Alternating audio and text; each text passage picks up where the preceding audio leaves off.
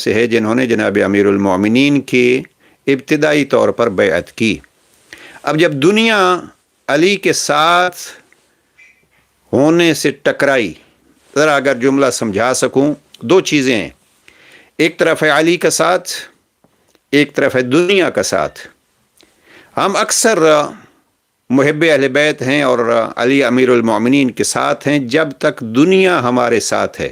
خدا نہ کرے ہمارا وہ امتحان ہو کہ جب ہماری دنیا اور محبت علی آپس میں ٹکرائے تو پھر ہمارا امتحان یہ ہوتا ہے کہ ہم کس کا ساتھ دیتے ہیں۔ میں اپنی بات کر رہا ہوں، یقیناً اس کائنات میں بڑے نیک لوگ موجود ہیں، پروردگار ان کو محبت اہل بیت میں اور اضافہ فرمائے۔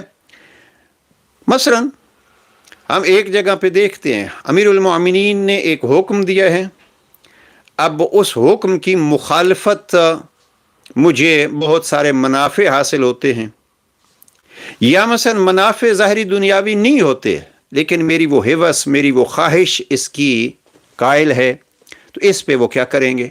علی امیر المومنین